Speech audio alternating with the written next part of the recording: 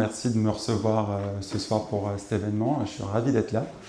Je vais me présenter rapidement. Je suis Aaron, je suis de la compagnie Space Pharma. Moi, d'origine, je suis chercheur, je suis docteur en bioingénierie. J'ai intégré la société il y a 3 ans. Et je vais vous parler de cette société qui, je pense, rentre totalement dans le thème parce que j'ai eu un peu de chance que j'ai eu la meilleure introduction possible ce soir par Latitude. Ils vont parler de plateformes pour pouvoir faire ses expériences et recherches dans l'espace. En fait, Space Pharma, c'est la société qui va vous procurer cette plateforme. La plateforme, c'est quoi? C'est ce que vous voyez à l'écran ici. Cette boîte à chaussures là qui fait 10 sur 10 cm, c'est un laboratoire miniaturisé dans lequel on peut faire la plupart des expériences biologiques ou biochimiques qu'on pourrait faire dans un laboratoire sur Terre. Dedans, qu'est-ce qu'on peut trouver? On a des puces microfluidiques. On peut mettre dedans des cellules, on peut mettre dedans des organoïdes, je ne sais pas si vous avez entendu parler de ça, mais ça a beaucoup d'intérêt en pharma aujourd'hui. On peut tout contrôler. Il y a des pompes pour faire passer des fluides, il y a un microscope pour prendre des images, il y a un spectromètre pour mesurer certaines fréquences optiques, et plein d'autres choses.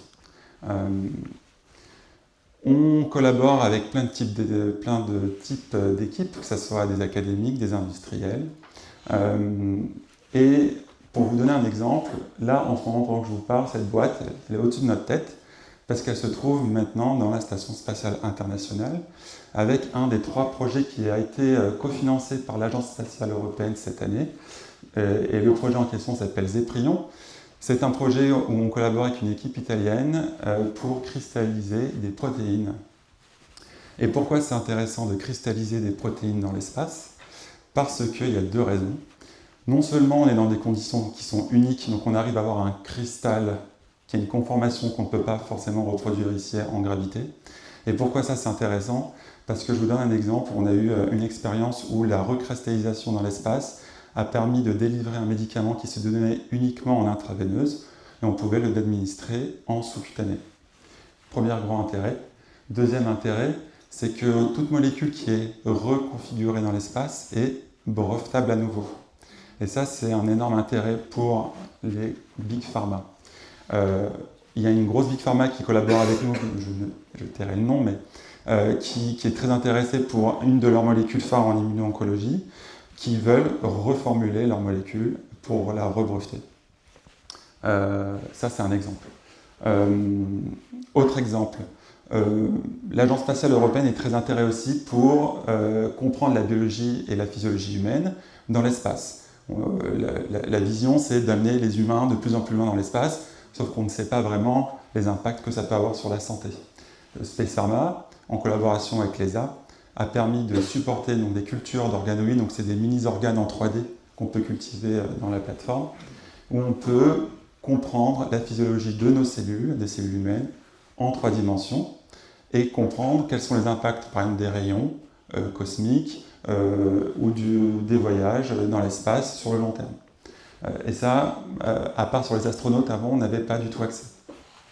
En parlant d'astronautes, comme l'a dit avant c'est Pierre, je crois. Ouais, Pierre.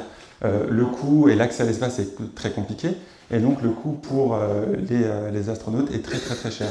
La seule chose dont on a besoin, nous, de l'astronaute, c'est qu'il prenne la boîte, qu'il la branche sur une prise électrique, et c'est tout ce dont on a besoin. Une fois que c'est connecté à l'électricité, on contrôle tout d'ici, on peut uploader des scripts pour modifier l'expérience en temps réel, et on peut recevoir les données aussi pendant que l'expérience est en train de courir. Et ça, c'est vachement pratique pour nos équipes. Ça, c'est ce qu'on a fait, ce qu'on fait en ce moment.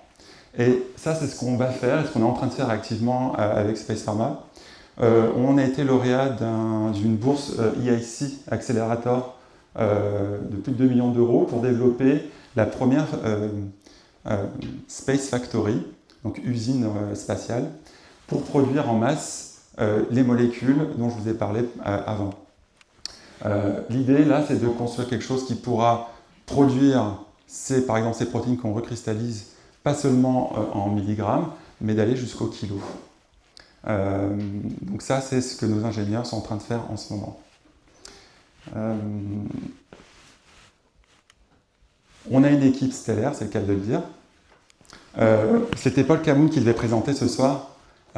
C'est un peu le Johnny Hallyday du domaine.